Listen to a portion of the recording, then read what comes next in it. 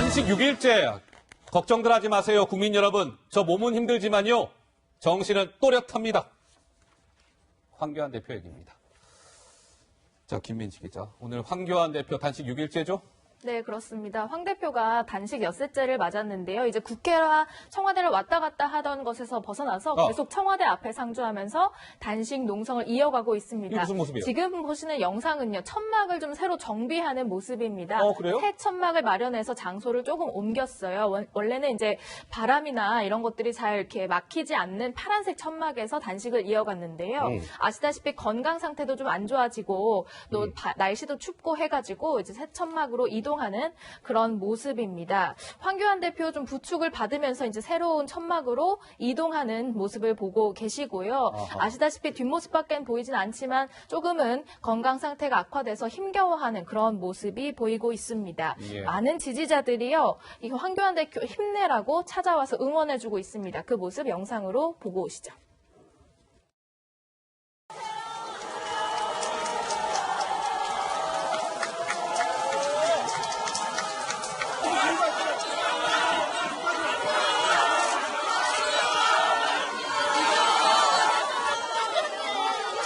잡지 마세요. 잡지 마시고.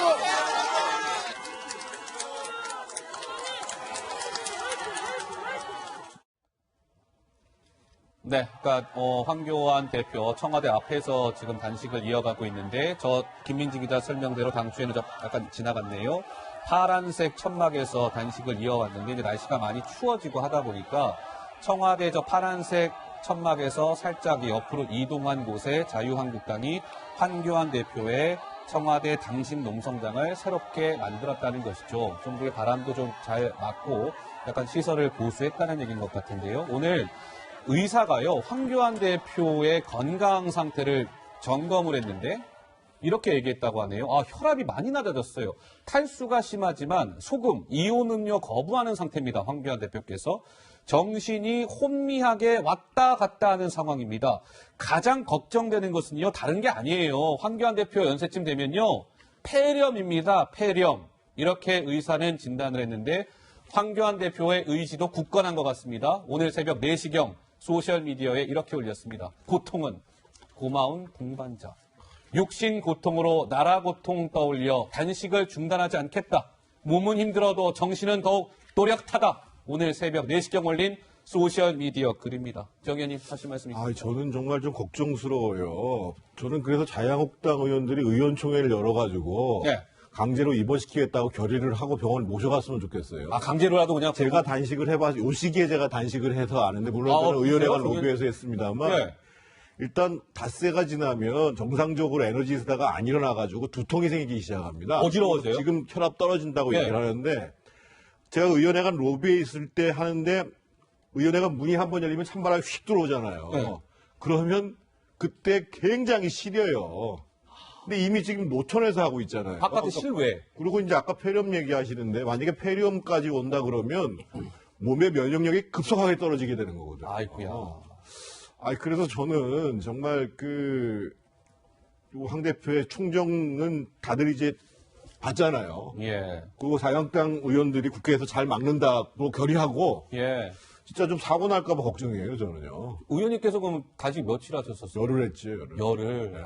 근데 이 겨울 지금 이 시기에 굉장히 실내에서 했는데 그 정도 힘든데 지금 황 대표는 더군다나 실내에서 야외에서 저거 보통 일이 아닙니다, 보통 일이 저거. 아니죠. 네. 아하. 자, 김민지 기자. 네. 오늘 황교안 대표 청와대 단식 농성장에 누군가 찾아왔었다면서요? 네, 이해찬 더불어민주당 대표가 오늘 황교안 대표를 방문했습니다. 그동안 이제 이해찬 대표, 황교안 대표를 향해서 많이 비판의 목소리를 내기도 했는데 오늘은 이제 엿새째 단식을 이어가는 이 농성장에 황교안 대표를 만나는 그런 모습입니다. 사실 황교안 대표가 기력이 많이 없기 때문에 목소리가 작아서 대화가 많이 오고 가지는 못했다고 해요. 약 그래요? 5분 정도 저렇게 만난 뒤에 이해찬 대표가 나왔는데요. 이 자리에 있던 황교안 대표의 지지자들, 또 한국당 지지자들이 이해찬 대표를 보고 비난의 목소리를 높인 장면이 영상으로 준비되어 있습니다.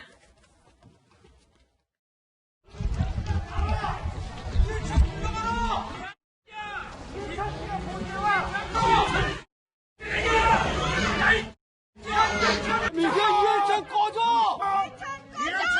더불어! 빨리 단식을 중단하고 저하고 대화를 좀 하자고 그랬어요. 거의 목소리가 작아서 안 들려. 굉장히 기력이 빠져 있어가지고 거의 말씀을 못 하시는 정도. 김도읍 의원님 보고 빨리 단식을 중단하고 나하고 협상을 하자고 그랬어요. 네, 단식 엿새째인 오늘 이해찬 더불어민주당 대표가 황교안 대표의 청와대 앞 단식 농성장을 찾았습니다. 조 부장은 오늘 이해찬 대표 방문 모습 보시면서 무슨 생각 드셨습니까? 네, 우선 이 극성 지지자들이 둘러싸고 있기 때문에 뭐 욕설도 나왔을 거라고 생각을 해요. 예. 그런데 저는 개인적으로 이해찬 대표가 상당히 늦었다. 늦었다. 왜 저렇게밖에 못하나 엿새째. 이런 안타까움을 금할 수가 없습니다. 어허. 왜냐하면요. 황교안 대표라는 제1야당 대표가 이런 한겨울에 단식을 한다고 했을 때 저도 좀 뜬금없다라는 얘기를 했었어요. 예. 그런데 중요한 거는 일단 돌입을 한 순간 국면은 바뀌어요. 아하. 왜 이렇게까지밖에 여야가 전혀 타협이 되지 않기 때문에 결국은 한 거거든요. 그렇다면은 과거에는 어땠는가? 2009년 7월 19일 날 제1야당인 민주당 대표 정세균 대표가 단식을 했었습니다. 정세균 대표. 이때 바로 다음 날에 한나라당 박희태 대표가 찾아갔어요. 바로 다음 날. 네. 그래서 손을 잡으면서 우리 대화를 하자. 아하. 그러면 벌써 엿새째 아니에요. 예. 여기에 비춰봐도 굉장히 늦은 거죠. 그리고 가더라도 뭔가를 가지고 갔어야 돼요, 해법. 아, 뭔가 가져갔어야 그렇습니다. 된다. 단식이라는 건요, 할 수는 있지만은 그만두기는 굉장히 어려워요. 아이고야. 그럼 지금 뭐가 남았느냐? 바로 내일 모레, 이틀 뒤에 국회 본회의 부의를 앞둔 것이 있죠? 바로 선거법 문제입니다. 선거법 부의. 특히 선거법 같은 경우에는요, 제1야당이 반발하는데 여당이 강행 처리한 적이 없어요. 그렇다면 이 부분에 대해서 무엇을 어떤 것을 협상안을 제시를 해야 제1야당 대표도 풀 수가 있는 거예요. 그리고 그런 걸 제안하는 쪽이 정치적으로도 이익이 있습니다. 승자다. 네, 승자다. 그리고요, 이 2009년에 정세균 당시 민주당 야당 대표 단식할 때 이런 얘기를 했습니다. 무슨 얘기요? 찾아온 제3정당 대표인 이회창 선진당 대표한테 세 가지를 이야기했어요. 저희가 의석수가 부족해서 어쩔 수 없이 단식을 합니다. 또 정치관계법은 일방적 처리법보다는 합의를 강조하지 않습니까? 셋째, 다수 정파가 일방적으로 표결 처리를 한다면 그 폐해는 클 수밖에 없습니다. 이게 당시 정세균 대표 발언인데 지금 황교안 대표하고 똑같은 주장을 하고 있는 거예요. 그런 셈이네요. 왜 여야가 역지사지를 못합니까? 아하. 이게 참 답답한 거죠. 자, 김민지 기자. 네. 지금요, 이번 주말 사이에는 청와대 인사가 황교안 대표 단식 농성장을 아무도 안 찾았었답니다. 근데 김민지 기자, 오늘은 뭐 문자 한 통이 날라왔다고요? 네, 청와대 관계자로부터 이제 한국당 측에 문자 메시지가 와서요. 이 무슨 문자예요? 천막을 좀 철거해달라 이렇게 네? 부탁하는 문자가 왔다고 합니다. 김광진 청와대 정무비서관이요. 이거요? 김도읍 의원에게 보낸 문자인데요. 분수대 광장이 천막 설치가 불가한 지역이기 때문에 상황은 좀 어려운 건 알겠지만 그 집회 그동안 이어온 사람들과의 형평성을 고려해서 또 규정상의 문제가 있으니 천막을 좀 자진 철거해달라 이렇게 부탁의 문자를 보냈다고 합니다. 그러니까 김광진 정무비서관이 황교안 대표 비서실장인 김도읍 의원한테 보낸 문자인 거죠? 네. 자, 한마디로 황교안 대표 그 단식 농성장의 천막을 철거하라는 청와대의 문자인데요. 글쎄요, 뭐 어떻습니까, 김 교수님? 예. 하지 말아야 될 문자였다고 좀 보고요. 왜냐하면 적어도 자기의 몸을 상하면서 어떤 목적을 달성하기 위해서 저런 단식이나 이런 걸 하고 있는 상황에서 규정과 근거를 가지고 그것이 안 맞으니 하지 말아라 이렇게 얘기하는 건 타당한 얘기는 아닌 것 같고요. 지금 청와대가 적어도 마찬가지겠지만 할 수 없는 것도 분명히 있겠지만 나름대로의 중재안을 가지고 이 문제를 풀어낼 수 있는 능력을 좀 보여준다는 생각이 드는데 예. 거기에 대한 답을 저렇게 한다면 많은 국민들이 봤을 때 청와대가 하는 행동에 대해서 남도 잘 이해를 할 수 있겠습니까? 또 이해를 하기가 되게 어렵다는 생각이 들고요. 저는 그런 측면에서 이제 여야가 좀 지혜를 만들어낸다. 아까 말씀하신 여당의 목도 있겠지만 저는 그런 거예요. 그러니까 원내대표께서 지금 뭐 여야가 다 만난다니까요. 제가 볼 때 합의 가능한 안을 서로 도출해야 된다는 생각이 들어요. 아하. 제가 볼 때 지금의 자유한국당이 얘기하고 있는 안은 실제로는 도출될 수가 없어요. 예를 들어 비례대표 예. 없애자고 얘기하는 거는 개헌 상황이기 때문에 제가 볼 때 그렇다면 지역구를 좀 낮추고 예를 들어 비례를 좀 높이자라고 하는 안을 제출하고 뭐 다른 당들이 다 뭐 수용을 하든지 하는 측면이 분명히 있어야 될 것 같고 또 하나는 자유한국당 내부에서 당 혁신을 위해서 우리 스스로 뭘 하겠다라는 얘기를 해서 예. 그것도 좀 황교안 당 대표가 좀 나름대로 좀 명예롭게 의미 있게 단식에서 나올 수 있게 빨리 만들어야 된다는 생각이 드는 거고, 저는 이런 일을 기화로 해서 적어도 이제는 좀 정쟁과 싸움이 아니라 나름대로 의미 있는 합의를 도출하는 방향으로 좀 국회로 옮겨야 된다. 좀 이런 것들을 좀 보여줬으면 좋겠는데, 저런 문자는 저걸 할 수 없게 만들어버리는 거죠. 화가 나는데 저기에서 동의하겠습니까? 저런 식의 문자가 오게 되면? 자, 방금 지금 김광진 청와대 정무비서관으로부터 저 문자를 받은 김도읍 한국당 의원인데요. 황교안 대표 지금 비서실장을 맡고 있습니다. 저거와 관련해서 한마디 했다네요. 김도읍 의원입니다. 들어보시죠. 청와대 비서관이 조금 전에 이 청락을 자진 철거하라고 되게 문자를 받아왔습니다. 이게 문재인 대통령의 뜻입니다. 문재인 대통령의 뜻이라면 저희들에게 확인시켜 주시기 바랍니다. 자, 김도읍 비서실장 얘기 듣고 왔는데요. 조 부장 하실 말씀 있으시다고요? 참 안타까운 게요. 문재인 대통령이 어떤 분이죠? 바로 세월호 사건 때 유가족 단식 농성하는 거 보고 옆에서 열흘 넘게 단식한 분이에요. 단식하셨었죠. 네.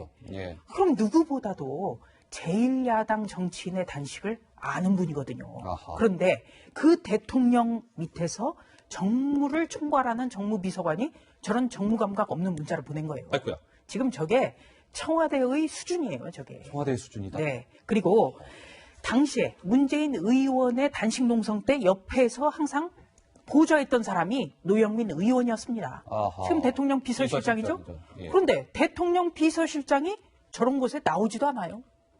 저는 참 이해가 안 돼요. 그러니까 한마디로 말해서 집권 이전과 이후가 너무 달라졌어요. 예. 물론 한국당도 마찬가지입니다. 그러니까 역지사지해 보면 답은 나와 있어요. 역지사지하면 답은 나온다. 오늘 한 라디오 방송에서요, 이런 좀 대화가 오고 갔어요. 황교안 자유한국당 대표의 단식과 관련해서 말이죠. 시청자 여러분들은 이 지금 목소리 이제 들려드릴 건데요. 어떤 판단이 드실까요? 한번 직접 확인해 보시죠. 그 5일째인데 거의 뭐 건강이 많이 상하셨다 이런 보도가 나오지 않습니까? 5일째 너무 빨리 나와요. 열흘 정도 지난 다음에 나와야 제가 이거 되는데. 아니 사실 추운 데서 단식하면 한여름에 따뜻한 데서 할 때보다 2배의 체력 소모가 있는 건 맞아요. 그래도 저처럼 단식 여러 번 해보고 우리 세월호 때 단식 많이 해봤던 우리 여러 가족이나 우리 정치인들 생각하면 보통 20일에서 5일 만에 건강 이상설 나오는 건 좀 빠르신 것 같아요. 너무 빨리 나왔어요. 그래도 글쎄요, 오늘 김어준의 뉴스공장에 더불어민주당 우상호 의원과 진행자인 김어준 씨가 대화하는 거 들으셨습니다. 오늘 단식 6일째인데 뭐 5일째라고 잘못 얘기하면서 건강 이상설이 너무 빠른 거 아닙니까? 대화하는 저 모습 어떻게 들으셨는지요? 자, 김민지 기자. 네.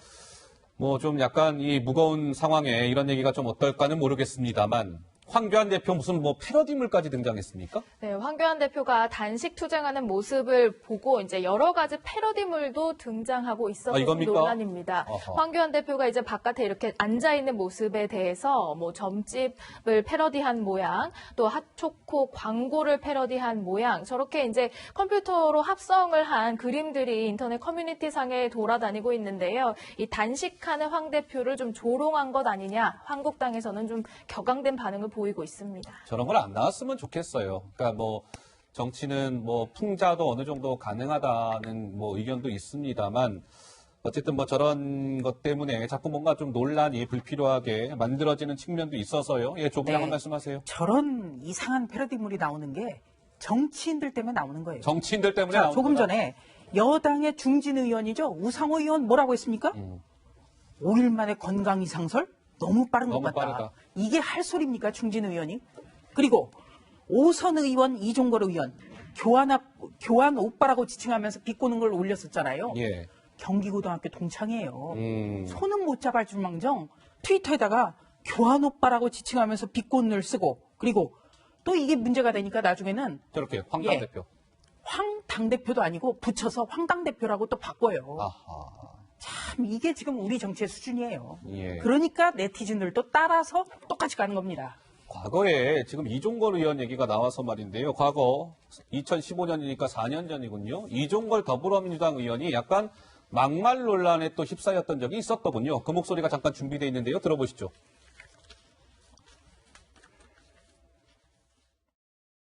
경제 심리를 철저하게 선거용으로 이용하는 데서 선거 여왕의 진면목을 보여주는 듯합니다. 그러나 국민이 병신입니까?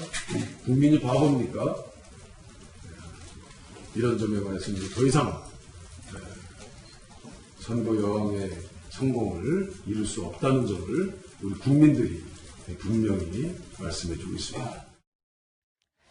네, 조 부장님께서 말씀하셨지만 지난 22일에 이종걸 의원이 이런 SNS를 올렸어요. 교환 오빠라고 시작하는 그런 편지 형식의 글에 뭐 미국에서 경원이가, 그러니까 나경원 원내대표가 황교안 대표에게 쓴 편지 형식으로 글을 올렸는데 이게 논란됐죠. 뭔가 논란이 논란 많이 됐습니다. 됐습니다. 그 이후에 이 교환 오빠라는 단어를 황 당대표로 바꿉니다. 그런데 황교안 대표란 뜻도 있지만 뭔가 황당하다는 뜻도 아하. 있잖아요. 그러니까 뭐 의도적으로 비하한 것 아니냐 이런 논란을 빚은 바 있습니다. 씁쓸합니다. 예.